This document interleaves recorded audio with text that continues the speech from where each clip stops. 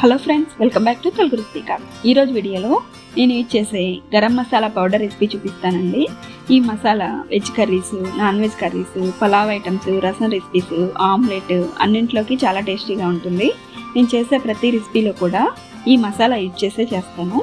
మరి అది ఎలా చేయాలో ఇప్పుడు చూసేద్దాం. ముందుగా 100 గ్రాముల ధనియాలు తీసుకోవాలి.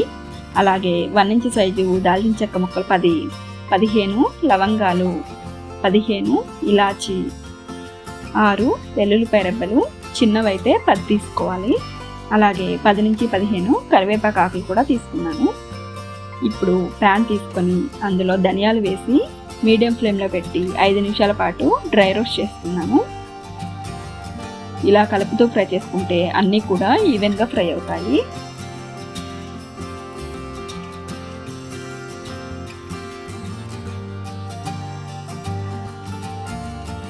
చూడండి, ఇలా కొంచెం లైట్ బ్రౌన్ కలర్ వచ్చిన తర్వాత ఇప్పుడు ముందుగా తీసి పెట్టుకున్న దాల్చిన చెక్క, లవంగాలు, ఇలాచీ కూడా వేసుకొని ఇంకొక 2 నిమిషాల పాటు ఇలానే కలుపుతూ ఫ్రై చేసుకున్నాము. అందరూ కూడా మసాలా కర్రీస్లో సపరేట్గా ధనియాల పొడి, గరం మసాలా అని వేసుకుంటారు.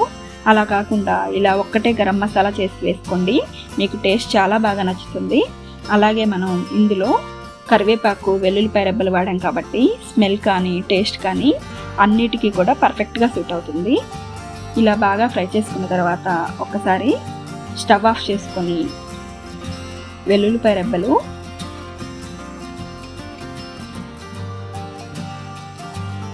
అలాగే కరివేపాకు కూడా వేసుకొని ఆ ప్యాన్కి ఉన్న వేడితోనే ఇంకొక నిమిషం పాటు కలుపుతూ ఫ్రై చేసుకున్నాము.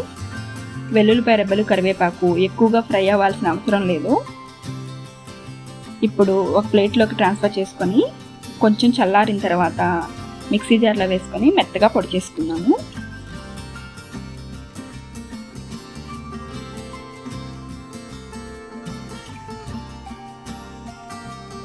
మిక్సీ జార్ కూడా తడి లేకుండా చూసుకోండి, అప్పుడే మనకి ఈ మసాలా 3 మంత్స్ పాటు స్టోర్ చేసుకోవచ్చు.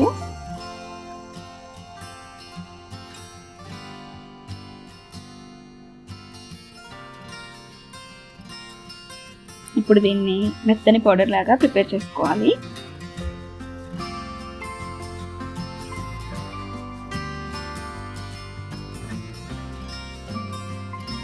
చూడండి, ఇలా ఫైన్ పౌడర్ లాగా చేసుకున్న తర్వాత దీన్ని డైరెక్ట్గా ఎయిర్టైట్ కంటైనర్లో పెట్టుకోకుండా ప్లేట్లో వేసుకొని ఒక పావు గంట సేపు చల్లారనివ్వాలి.